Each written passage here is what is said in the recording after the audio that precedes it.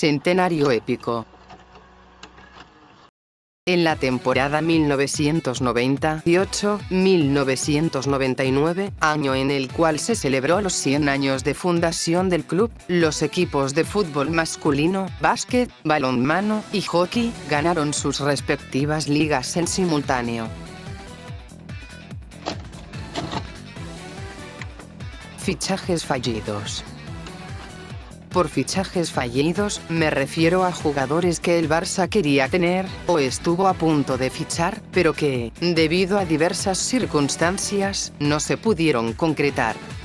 David Beckham, Diego Tristán, Zinedine Zidane, Alfredo Di Stéfano, Ferenc Puskás, Marco Verratti, Fernando Morientes, Marco van Basten, Hugo Sánchez, Jorge Campos, Rui Costa, Gabriel Batistuta, Ángel Di María, Thiago Silva, David Luiz, Diego Costa, Ander Herrera, André Yarzabin, Arjen Robben, Andrea Pirlo, Karim Benzema, Dries Mertens, Mesut Özil, Marco Reus, Robinho, Ryan Giggs, Darío Serna, John Stones, Erling Haaland, Lautaro Martínez, Neymar por segunda ocasión, Paul Pogba, Kylian Mbappé, Paulo Dybala, David Alaba, Joshua Kimmich, Nico Williams, Francesco Toldo, David Trezeguet, Steve McManaman, Philipp Lahm, Emmanuel Adebayor, Filipe Luis, Roberto Ayala, David Albeida, Pablo César Aimar, Pierre Müller,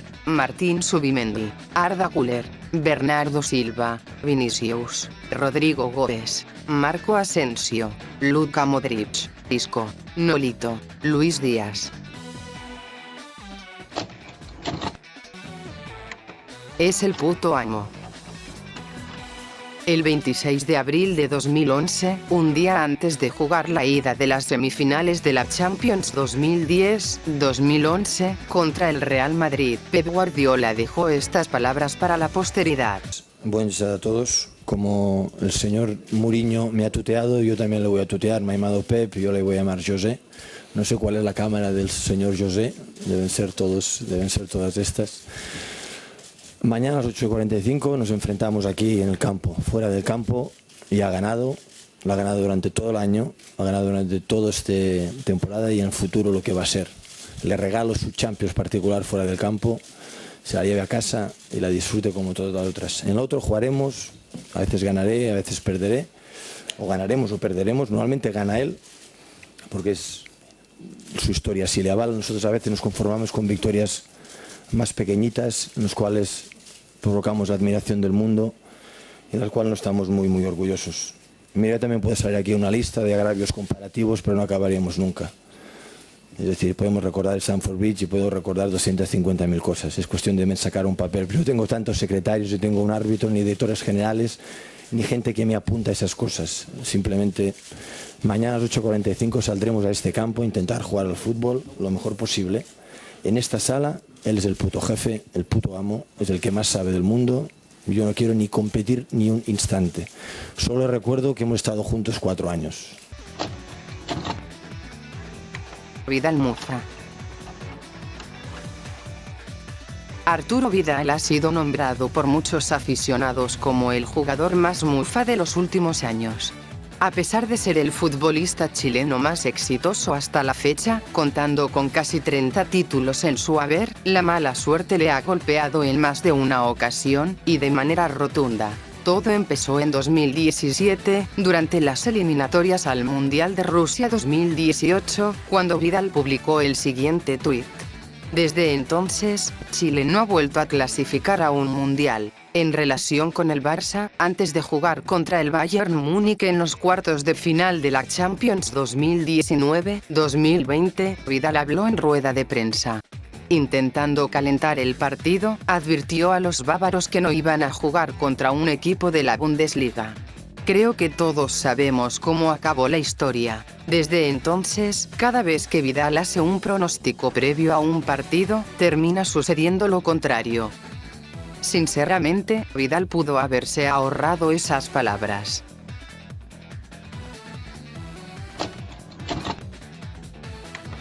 Jack Greenwell. Jack Greenwell fue un futbolista y entrenador británico, nacido en Inglaterra el 12 de septiembre de 1884. En su época, fue una de las personas más importantes en el fútbol, que por ese entonces, seguía en el amateurismo. Greenwell jugó en clubes pequeños en ligas amateurs, en Inglaterra, hasta que, en 1912, fichó por el Barça, coincidiendo con jugadores históricos como Paulino Alcántara. Curiosamente, un año después de su llegada, fue designado como entrenador del equipo por el entonces presidente del Barça, Joan Gamper. Greenwell se retiró como jugador a los 33 años, en 1917. Continuó en el banquillo del club blaugrana hasta 1923, completando 10 años. Bajo su dirección, el Barça se consolidó como un equipo ganador y uno de los más fuertes de España. Conquistó 5 campeonatos de Cataluña y 2 Copas del Rey. Entre 1923 y 1932, dirigió a otros clubes españoles, ganando algunos títulos, como el Campeonato de Valencia con el Castellón y con el Valencia, y el Campeonato de Cataluña con el Español. Greenwell volvió a dirigir al Barça una segunda vez, entre 1931 y 1933, ganando el Campeonato de Cataluña de 1932. Hasta el día de hoy, el inglés es el entrenador que más tiempo estuvo en el banquillo del Barça, con un total de 12 años. Y es, además, el cuarto entrenador con más títulos en la historia del club, solo superado por Pep Guardiola, Johan Cruyff y Luis Enrique. Pero aquí no acaba su leyenda.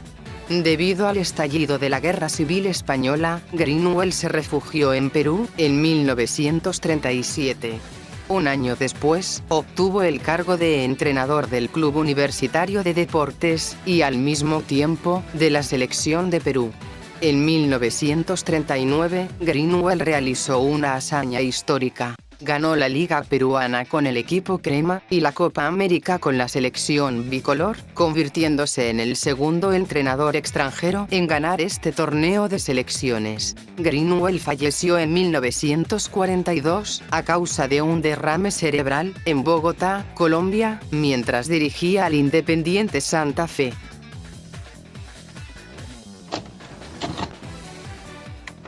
Separatismo catalán. Este es un tema sensible, por lo que recomiendo discreción. Para entenderlo, hay que establecer 2 términos muy importantes: el catalanismo y el independentismo. El catalanismo es una ideología política, social y cultural, cuyo objetivo es defender y promover el idioma, cultura y los derechos históricos catalanes. El independentismo catalán, por su parte, es un movimiento político que defiende la secesión de Cataluña, con el argumento de que dicho territorio es una nación diferente a España, y por lo tanto, debe separarse de esta, para convertirse en un Estado independiente. En otras palabras, el catalanismo es una especie de movimiento conservador, mientras que el separatismo es nacionalismo en toda regla, que busca la soberanía total de su territorio. Ambas ideologías han estado arraigadas en el Barça prácticamente desde sus orígenes, hecho que le ha traído muchos problemas. El amor y servicio por Cataluña es uno de los valores fundamentales del club, gracias a Joan Gamper. El suizo, como agradecimiento a la sociedad catalana, quiso que el Barça fuera un benefactor para esta. Con el paso del tiempo, la institución fue ganando mucha popularidad entre los catalanes, hasta tal grado que el Barça fue nombrado como el Ejército de Cataluña. Como ya se mencionó antes, la consolidación del Barça como un símbolo sucedió durante la dictadura militar del general Francisco Franco. Fue entonces cuando nació el lema "más que un club", como una manera de plasmar el rol que había asumido el club a nivel social.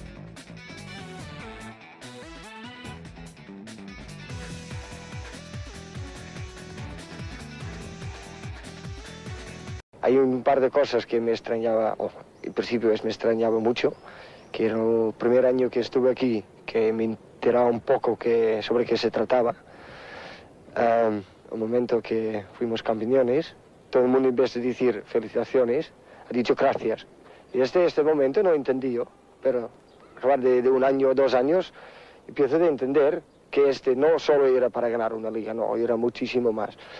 Y creo que es la base de esta juntación, se puede decir, del Club de Barcelona, porque todas estas cosas, todo lo que eso hace, todo lo que hablan, se refleja en el campo, o en este campo, y no solo digo los jugadores, pero refleja en el campo. Y por eso Barcelona no se puede decir otra cosa que es más que un club, porque esas todas son cosas que he explicado que no tienen nada que ver con el fútbol. En la década de 1970, siguiendo el ejemplo de su padre, el presidente Agustí Montal Costa decidió exhibir de una vez por todas el orgullo catalán del Barça. Fue bajo el mandato de este hombre que se crearon muchos elementos que hoy en día son fundamentales dentro de la identidad del club.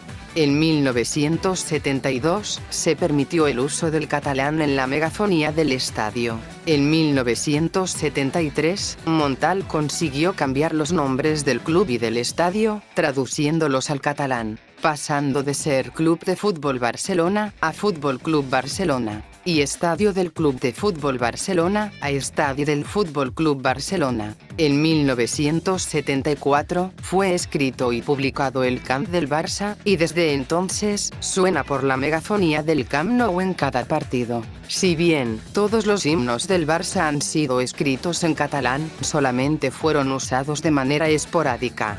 En 1975 se consigue que el catalán sea el idioma oficial del club.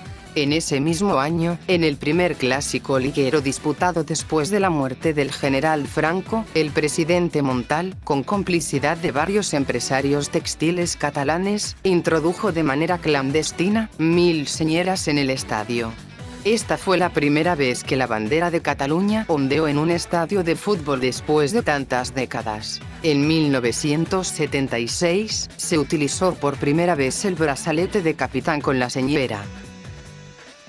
Con la aparición de los Bossos Nois en los años 80, la corriente independentista comenzó a tomar fuerza dentro de la afición culé. Con el paso del tiempo y el cambio de generación, fue más común ver esteladas en el Camp Nou. No fue hasta las presidencias de Sandro Rosell y Josep Maria Bartomeu que el independentismo fue totalmente abrazado por el Barça, permitiendo manifestaciones políticas masivas durante los partidos. El clímax ocurrió durante la crisis del 1 de octubre de 2017, cuando el club se posicionó, oficialmente, a favor de la independencia de Cataluña. Desde entonces, el club ha mantenido un perfil bajo en temas políticos, limitándose a homenajear a la cultura y tradiciones catalanas.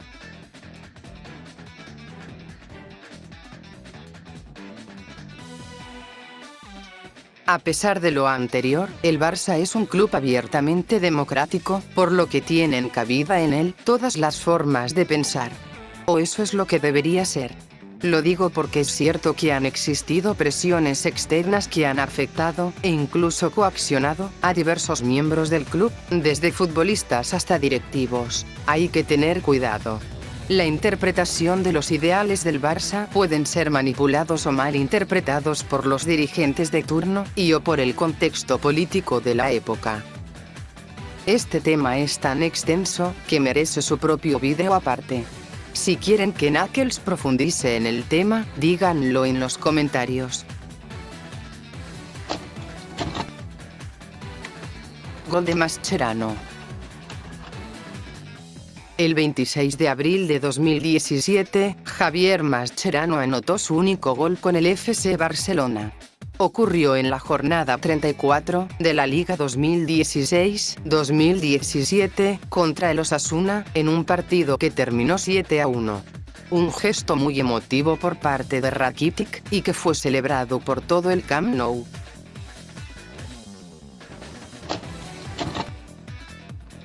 Te lo he dicho.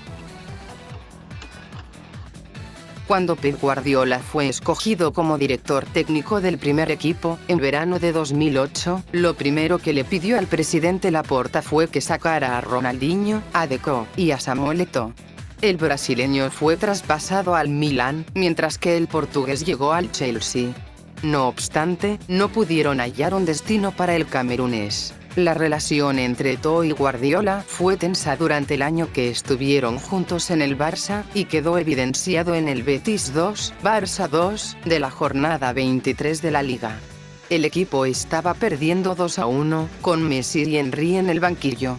Con el ingreso de Messi, Pep le dio instrucciones a Eto'o para que cambiaran de posiciones, cosa que el camerunés no aceptó, incluso se acercó al área técnica para explicar el porqué.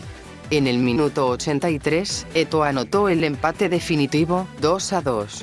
Al celebrar, corrió hacia Guardiola mientras le gritaba "te lo he dicho, te lo he dicho". En el año 2014, en una entrevista con el medio Bein Sports, Eto'o reveló que cuando se enteró de que Guardiola lo quería fuera del Barça, lo enfrentó, y le dijo las siguientes palabras: "No fuiste un gran futbolista. Yo soy Samuel Eto'o. Soy yo quien te hace ganar. Hice mucho por el club". Piqué y Zlatan gays. En el año 2010, se viralizó esta fotografía, que muestra a Piqué y a Zlatan, muy cercanos el uno del otro. En ese momento, se rumoreó que ambos eran homosexuales, y que tenían una relación. Nada más alejado de la realidad. En el año 2015, el exfutbolista español aclaró la situación, en una entrevista con la revista 442. Zlatan se me acercó para felicitarme por haber publicado mi autobiografía. Soy una persona táctil, y el fotógrafo tomó el momento, contó Piqué. En el año 2023, en un stream junto a Ibai Llanos, le volvieron a preguntar sobre aquella foto. Piqué solo respondió que fue totalmente sacada de contexto, aunque no descartó que podría besar a Zlatan. También reveló que la reacción del sueco no fue la mejor.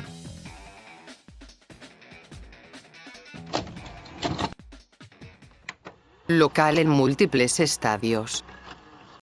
El Barça ha jugado de local en múltiples estadios a lo largo de su historia. En sus inicios, el club jugó en diversas canchas, pagando alquiler. Entre 1899 y 1900, el equipo jugó de local en el campo del antiguo velódromo de la Bonanova. Entre 1900 y 1901, jugó en el campo del Hotel Casanovas.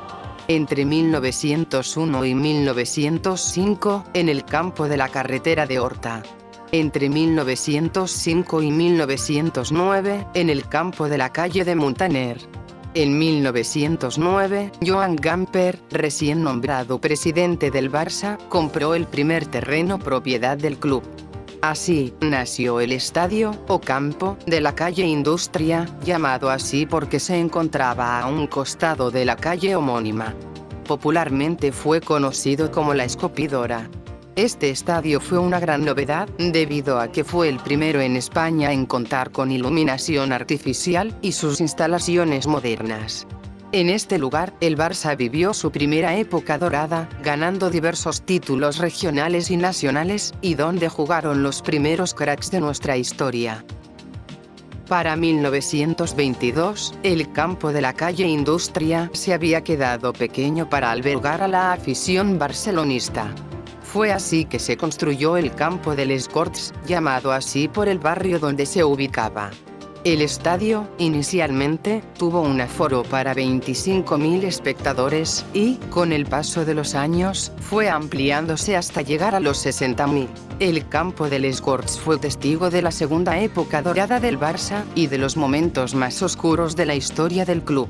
Después de la popularidad que generó Ladislao Kubala, y los múltiples títulos ganados en los años 50, el estadio de Les Corts se quedó pequeño. Fue así que el presidente Miró Sans decidió construir el Camp Nou, historia de la que hablamos en el nivel 1. El Camp Nou es el actual estadio del Barça, el cual ha sido reconstruido desde 2023 para modernizarlo. Cuando esté terminado, el Camp Nou podrá albergar a 105.000 personas, convirtiéndose en el segundo estadio de fútbol más grande del mundo, solo superado por el Rungrado 1 de Mayo, de Corea del Norte. El Estadio Olímpico Louis Companys se ubica en la montaña de Montjuïc, a las afueras de la ciudad de Barcelona, y es propiedad del Ayuntamiento de la ciudad condal.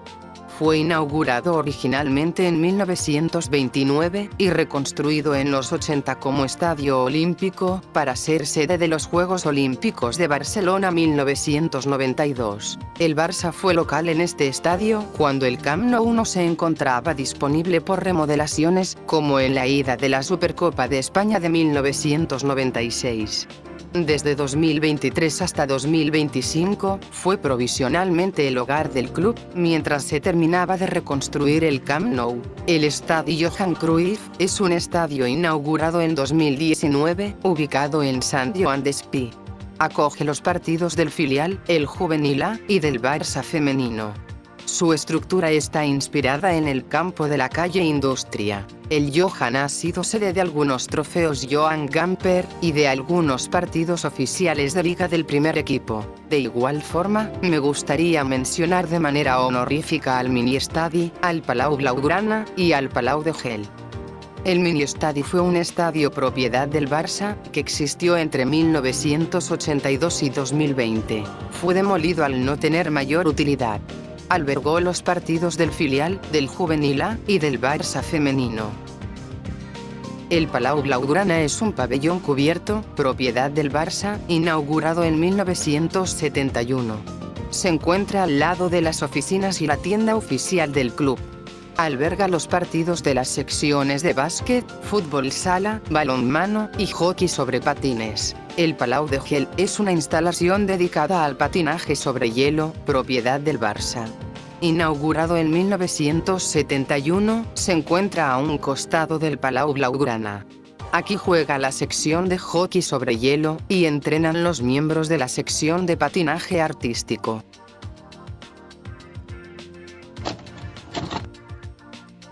El Barça de los neerlandeses, también llamado como el Barça de los holandeses, es el apodo que recibió el club cuando Louis van Gaal fue entrenador del equipo entre 1997 y el 2000.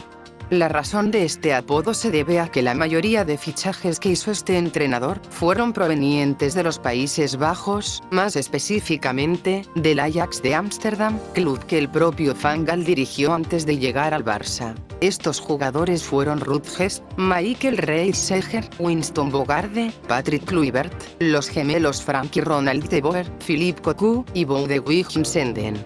En esta lista también podemos mencionar a Marco Vermars, que fue un jugador pedido por Van Gaal antes de dimitir en el año 2000. Un total de 9 jugadores neerlandeses, cada uno de posiciones distintas. Algo inédito en la historia del Barça, puesto que el club nunca antes, ni después, ha fichado en tan corto periodo de tiempo a tantos jugadores de un país extranjero en específico. Y es por esta razón que los medios de comunicación y algunos sectores de la afición culé lo vieron de mala manera. Las críticas no se hicieron esperar, sobre todo en las derrotas, y culminó en una lamentable situación, de la cual hablaré más adelante en el iceberg.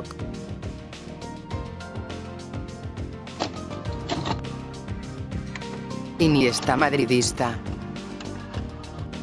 Esta es una anécdota graciosa contada por el propio Andrés. En una entrevista para la televisión argentina en 2022, el manchego relata que desde niño ha sido aficionado del Albacete y luego del Barça.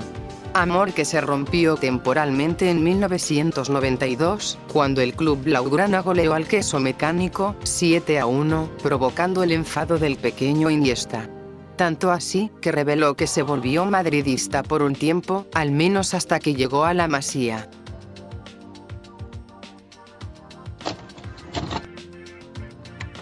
Ligas de Tenerife.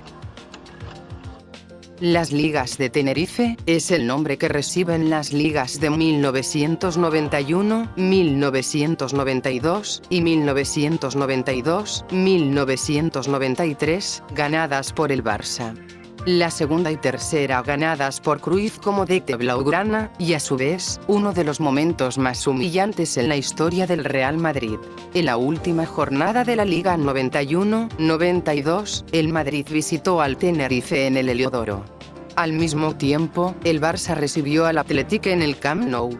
Solo un punto separaba a ambos clubes. En Cataluña, el club blaugrana ganó a los vascos 2-0, resultado que no serviría de mucho si el máximo rival no empataba o perdía. En las Islas Canarias, los merengues se fueron al descanso ganando 1-2. Sin embargo, el Tete obró el milagro y remontó el marcador 3-2. El Barça se proclamó campeón de liga por un punto de diferencia. Y para hacer la hazaña aún más increíble, el equipo nunca fue líder en la tabla hasta esta jornada. La temporada siguiente, 92-93, se repitió el escenario. Ambos conjuntos llegaron a la última fecha con un punto de diferencia. El Barça recibió en el Camp Nou a la Real Sociedad, mientras que los merengues viajaron a Tenerife. El club blaugrana ganó 1-0 a los vascos. En cambio, los blancos perdieron 2-0 contra los canarios.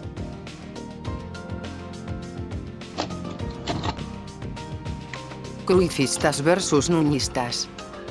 En el año de 1996, ocurrió el mayor cisma dentro del barcelonismo. Tan profunda ha sido la división que causó, que hasta el día de hoy, 30 años después, sigue afectando a la afición. Después que el Dream Team perdió la final de la Champions 1993-1994, el club solo ganó un título en 2 años, la Supercopa de España 1994. Faltando 2 fechas para que acabara la Liga 95-96, Cruyff tuvo una fuerte discusión con el vicepresidente del club, Joan Gaspart, debido a que la prensa se hizo eco de rumores de un inminente reemplazo para el entrenador neerlandés. La discusión terminó con Cruyff siendo destituido y reemplazado temporalmente por Carles Rexach. La salida de Cruyff provocó la creación de 2 bandos en la afición: los cruifistas, quienes apoyaban la continuidad del neerlandés, y los nuñistas, quienes respaldaron al presidente José Luis Núñez. El primer partido post-Cruyff, el Camp Nou se llenó de pancartas en su apoyo. Una vez llegado el verano de 1996, Núñez contrató a Bobby Robson y limpió al equipo para mantener un ambiente favorable. De aquel histórico Dream Team, solo sobrevivieron Guardiola, Stoichkov, Amor, Vaquero, Ferrer y Nadal, quienes no duraron mucho tiempo en el club.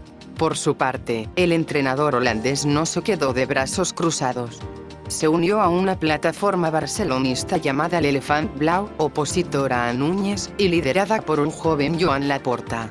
Plataforma que, posteriormente, sería opositora de Gaspart cuando éste asumió la presidencia en el año 2000. Como sabemos, en el 2003, Laporta fue elegido presidente del Barça por primera vez, y tuvo a Cruyff a su lado como consejero en temas deportivos. Todo iba bien hasta el año 2005, cuando Sandro Rosell, vicepresidente deportivo, renunció a su cargo, junto a otros directivos, en desacuerdo con la gestión de Laporta.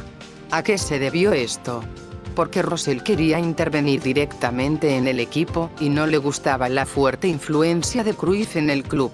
Desde entonces, Rosell revivió la guerra civil entre cruifistas y nuñistas, organizando ataques mediáticos contra Laporta y Cruyff. Célebre es un artículo publicado en Mundo Deportivo, escrito por el mismo Josep Maria Bartomeu, en el que afirmó que era necesario acabar con el cruifismo. La polarización en la afición fue tan grave, que se logró impulsar una moción de censura contra Laporta, debido a que el Barça no ganó títulos entre el 2007 y el 2008. Para nuestra suerte, la moción de censura no logró los votos necesarios para ser efectiva, pero sí dejó muy dañada la imagen del presidente. La afición pedía a gritos el fichaje de José Mourinho como DT del Barça, sin embargo, Laporta se mantuvo firme, y escuchando a Cruyff, escogió a un joven Guardiola, cuya única experiencia había sido entrenar al Barça B. Ni siquiera haber ganado el sextete, ni armar el mejor equipo del mundo, le sirvieron a Laporta para que su candidato ganara las elecciones del año 2010. Elecciones que Rosell ganó por paliza. Durante su gestión, el nuevo presidente hizo lo que tanto quiso: echó a Cruyff y limpió al club para tener un ambiente favorable, emulando a Núñez, e intervino directamente en el equipo, sin importarle las consecuencias deportivas. Pero eso lo hablaremos más adelante en el iceberg.